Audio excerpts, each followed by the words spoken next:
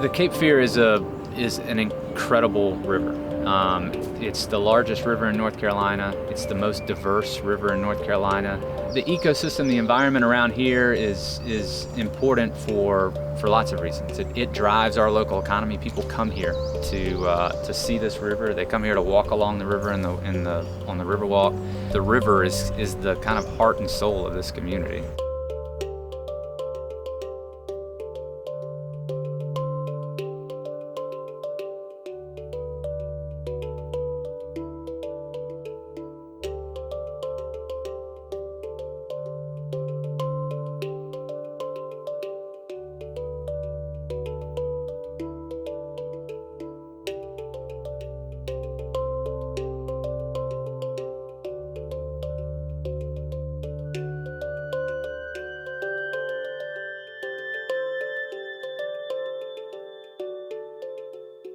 The story came out about this new contaminant, this emerging contaminant, being in the river and at fairly high levels, and that started the conversation in our community. I've started getting calls from all my neighbors. They know I'm a lawyer. They were looking to me for answers, which I did not have, and we all were very frightened and concerned. They tested a well on a piece of property that I own with some friends of mine down on the Cape Fear River, where we ski and raised our kids camping and fishing and having birthday parties and Christmas events. And this is what we enjoy. It's why we moved to the country. So all of this became changed when we learned about Gen X.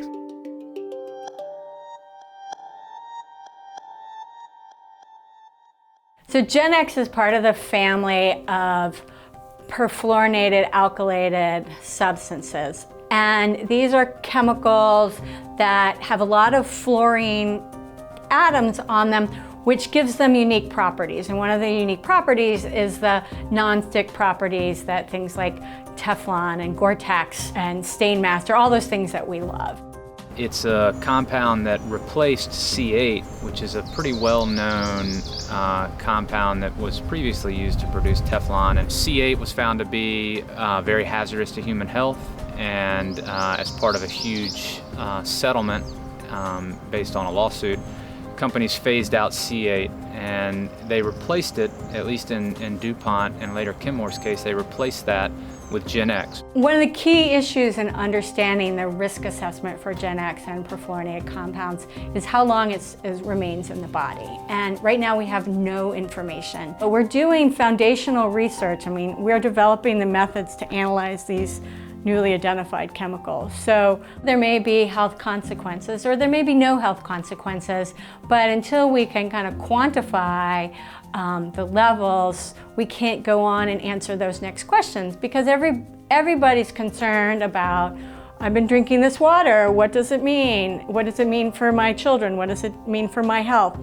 Our community had been drinking this stuff for close to 40 years, and it was startling, and our community was and is outraged. The really troubling thing is that it was in the river, it was being taken into our drinking water treatment plant, and our treatment plant was completely ineffective at treating this, as is almost every other treatment plant in the entire country, because water treatment plants aren't designed to take out these kinds of chemicals. We have a highly advanced water treatment plant, but it was never designed to remove these compounds. We estimate it will cost about $46 million to upgrade our plant and another $2 to $3 million per year to operate the plant with this additional treatment with it. In my opinion, this is not a cost that our ratepayers should have. This is something that the people upstream who are putting these contaminants in the river should bear. We shouldn't be paying to treat industrial waste in our drinking water, while the industry that's producing that waste and putting it into drinking water is allowed to just continue to do that with no repercussions. There's no single solution to it. It's going to take a lot of different efforts across a lot of different fronts. It's going to take proper discharge control, proper enforcement of the discharges, making sure that the industries and the people who are putting these contaminants into the river and into the environment are the ones who are filtering it.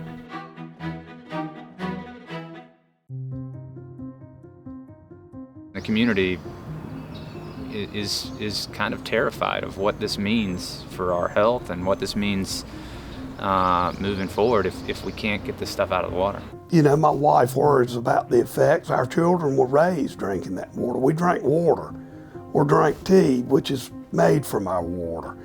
And we mixed our Enfamil baby formula with that water. And we don't know at this time what the medical effects are, and you live with it constantly.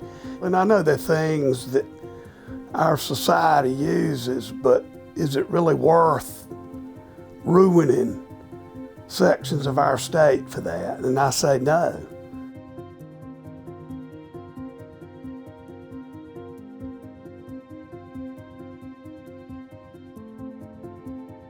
I don't know that we'll ever be able to cleanse the water underneath our property or get the Gen X out of the trees and the ground. I want to be compensated for what I know that I've lost at this point. There's a balance that man has to have with nature, and if you cross that line, you're going to start killing man and nature and damaging things to the point of no return, and that's what frightens me. I don't know that this mess can be cleaned up, but my hopes are that it can, and we can get back to the style of living we were accustomed to.